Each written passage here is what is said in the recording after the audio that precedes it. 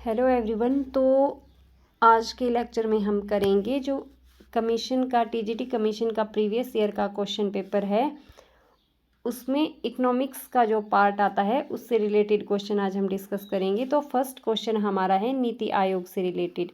नीति आयोग क्या है? नीति आयोग जो है एक एडवाइजरी बॉडी है, परामर्शदात्री निकाय। तो नीति आयोग हमारा कब बना था? ये बना था 1 जनवरी 2015 को। किसकी जगह नीति आयोग का गठन किया गया था? तो ये हमारा आया था प्लानिंग कमीशन की जगह, प्लानिंग कमीशन। नेक्स्ट क्वेश्चन है when can a contract be discharged by operation of law? तो इसका सही आंसर होगा निष्पादन में कठिनाई होने पर, ऑप्शन नंबर सी। नेक्स्ट क्वेश्चन है question number 3। What do you mean by quantum merit? Quantum merit से इसका मतलब होता है as much as earned. Next question है 4th क्वेश्चन। इंश्योरेंस सेक्टर कब रेगुलेट हुआ था? तो इंश्योरेंस सेक्टर देखिए किसके द्वारा रेगुलेट किया जाता है इंश्योरेंस सेक्टर को? तो इसको IRDA insurance regulatory and development authority of India के द्वारा इंश्योरेंस सेक्टर को रेगुलेट किया जाता है। और ये IRDA कब बना था? 1999 में। नेक्स्ट है 5th क्वेश्चन। 5th क्वेश्चन देखिए फाइनेंस कमीशन जो है संविधान के किस अनुच्छेद में? संविधान के 280 अनुच्छेद में जो है फाइनेंस कमीशन का गठन दिया गया है। नेक्स्ट देखते हैं 6th नंबर क्वेश्चन। कॉमर्शियलाइजेशन के प्रोसेस में क्या इन्वॉल्व है? वाणिज्यकरण होता है जिसमें चीज़ों को मार्केट वैल्यू होती है, मार्केट में बेचा जाता है। तो इसके लिए देखिए फर्स्ट क्या है? Deciding product characteristics and package. Next है building up a appropriate marketing mix. फिर है introducing product in the market. तो ये तीनों चीज़ें कॉमर्शियलाइजेशन में आएगी। नेक्स्ट है डिवैल्यूएशन। डिवैल्यूएशन में देखिए एक होता है डिवैल्यूएशन और एक होता है रिवैल्यूएशन। ये करेंसी का डिवैल्यूएशन क्या होता है? जब करेंसी की वैल्यू कम की जाती है दूसरे देश की करेंसी के मुकाबले। और रिवैल्यूएशन होता है जब अपने देश की करेंसी की वैल्यू बढ़ा दी जाती है अदर करेंसी के मुकाबले। तो डिवैल्यूएशन और रिवैल्यूएशन का डिसीजन कौन लेता है? या तो गवर्नमेंट लेगी या तो उस देश की कोई सेंट्रल अथॉरिटी, जैसे कि इंडिया में रिजर्व बैंक ऑफ इंडिया है। तो इसका आंसर क्या होगा? लोअरिंग वैल्यू ऑफ डॉलर की वैल्यू कम होना, इट मीन्स डिवैल्यूएशन हुआ है। नेक्स्ट है डेफिसिट फाइनेंसिंग का क्वेश्चन है घाटे का वित्तीयन। घाटे का वित्तीयन क्या होता है? जब अगर सरकार का खर्चा सरकार के एक्सपेंडिचर जो है अगर रेवेन्यू से ज़्यादा होते हैं तो सरकार खर्चा करने के लिए कहाँ से इनकम जनरेट करती है? तो सरकार जो है न्यू रूपी, नए नोट छापेगी और अपने खर्चे को पूरा करेगी। इसे जो है डेफिसिट फाइनेंसिंग कहा जाता है। और इसकी वजह से क्या होता है? इकोनॉमी में अगर पैसा ज़्यादा होगा तो लोग क्या करेंगे? डिमांड ज़्यादा करेंगे और उससे इन्फ्लेशन का प्राइस बढ़ने का खतरा रहता है। तो ये है encourages inflationary tendencies, option number C.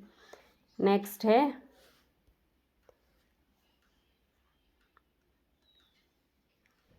Which of the following is a fee based services? Fee based services इसमें क्या आएगा? Portfolio management. नेक्स्ट है merchant banking service in India were started. तो मर्चेंट बैंकिंग कब स्टार्ट हुई थी? 1967 में।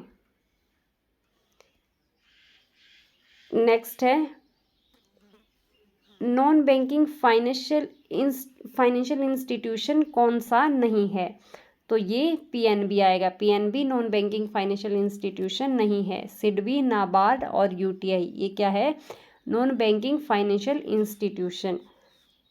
Non banking financial institution में जो है डिमांड डिपॉजिट को एक्सेप्ट नहीं किया जाता है। नेक्स्ट देखिए, mutual fund concept was started. कब स्टार्ट हुआ था म्यूचुअल फंड इंडिया में?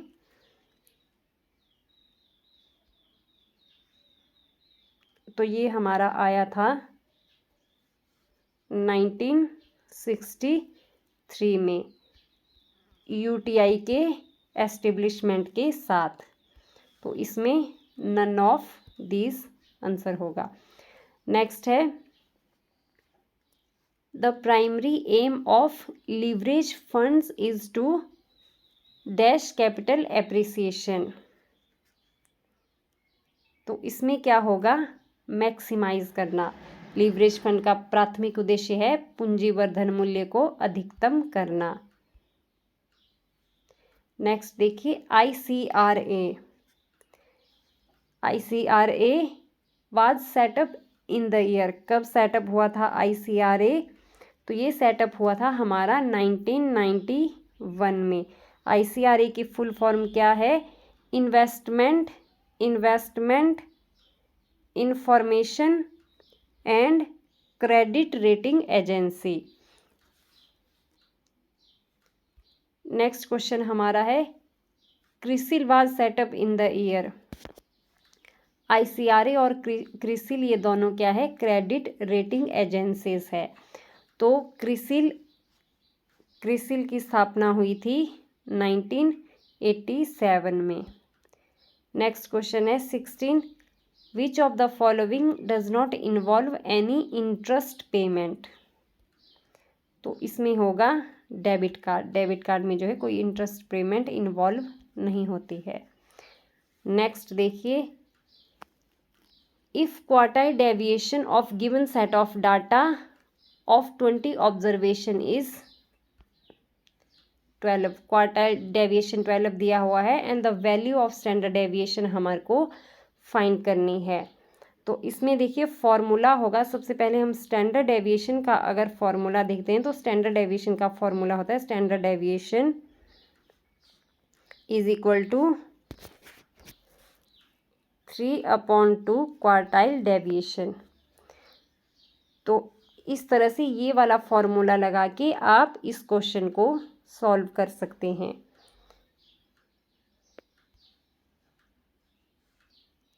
तो इसका आंसर हमारा 18 आएगा। नेक्स्ट है, area under normal distribution covered with in. इसका मतलब है एक्स बार यानी कि मीन प्लस 3 स्टैंडर्ड डेविएशन। इसको इस तरह से भी लिखा जाता है एक्स बार प्लस माइनस 3 स्टैंडर्ड डेविएशन। तो ये देखिए जो नॉर्मल डिस्ट्रीब्यूशन कर्व है, ये नॉर्मल डिस्ट्रीब्यूशन कर्व दिया हुआ है। यहाँ पर होगा 1 2 3, इस तरफ प्लस की वैल्यू होगी और इस तरफ माइनस की वैल्यू होगी। तो इसका पूछा गया है, यहाँ पर आएगा एक्स बार प्लस माइनस 3 स्टैंडर्ड डेविएशन। ये वाला एरिया जो है, ये इसके अंडर जो एरिया है +3 -3 और +3 के बीच का एरिया, ये हमारा कितना होगा 0.9973। ऑप्शन नंबर सी इसका सही आंसर होगा। इसी तरह से अगर क्वेश्चन में आएगा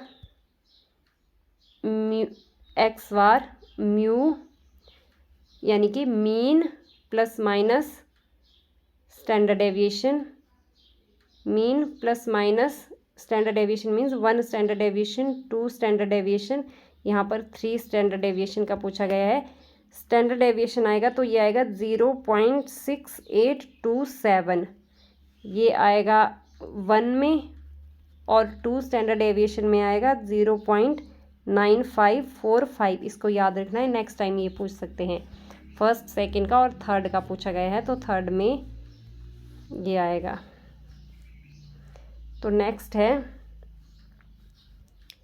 beta equity is positively correlated with, तो ये फाइनेंशियल लीवरेजेस से धनात्मक रूप से संबंधित होती है बीटा इक्विटी। नेक्स्ट है 20 number question, depreciation is dash expenditure, तो ये आएगा डेप्रिसिएशन क्या है, एक सेमी वेरिएबल एक्सपेंडिचर है। नेक्स्ट है 21 नंबर क्वेश्चन, कैलकुलेट करना है रीऑर्डर लेवल को। यहाँ पर हमारे पास क्या दिया हुआ है, एक तो सेफ्टी स्टॉक दिया है 100,000 यूनिट्स और कंजम्पशन पर वीक कितना दिया हुआ है 500 यूनिट और 12 हफ्ते हमारे पास दिए हुए हैं। तो इसका फॉर्मूला क्या रहता है, रीऑर्डर लेवल का फॉर्मूला हम देखते हैं। इसका फॉर्मूला है सेफ्टी स्टॉक, सेफ्टी स्टॉक में हम प्लस करेंगे किसको, टोटल कंजम्पशन को, टोटल कंजम्पशन। तो टोटल कंजम्पशन में क्या आएगा, 500 को यूनिट को 12 से मल्टीप्लाई करेंगे तो 6000 हमारे पास टोटल कंजम्पशन आ जाता है, और ऐड करेंगे तो कितना आएगा आंसर, 7000 यूनिट्स। नेक्स्ट देखिए 22 क्वेश्चन है, इसमें टीएटी निकालना है, टोटल असेट टर्नओवर। तो इसमें क्या दिया है, एनपीएम 5% दिया है और total assets are 8 billion and rate of interest है हमारा 8%। तो इसका फॉर्मूला देखिए क्या होता है, अगर रेट ऑफ इंटरेस्ट को हम देखते हैं तो रेट ऑफ इंटरेस्ट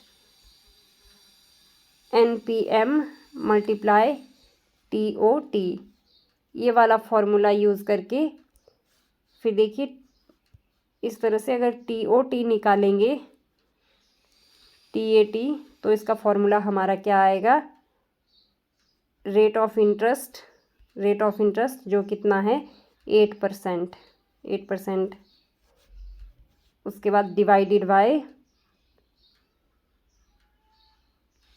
एनपीएम जो कि कितना दिया हुआ है 5%। तो इस तरह से सॉल्व करेंगे तो आंसर हमारा क्या आ जाएगा 1.60।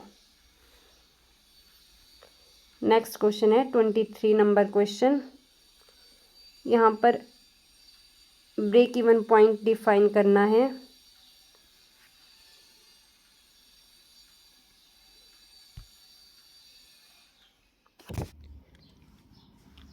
तो इसका सही आंसर रहेगा 60,000। नेक्स्ट है which column of cash book is never balanced, तो ये है डिस्काउंट कॉलम। नेक्स्ट है एग्जाम्पल ऑफ ऑपरेटिंग सिस्टम, तो ऑप्शन नंबर ए इसका सही होगा, फोर्ट्रॉन। तो ये था आज का वीडियो। अगर आपको वीडियो अच्छा लगा हो तो वीडियो को लाइक करें और चैनल को सब्सक्राइब कर दें। धन्यवाद।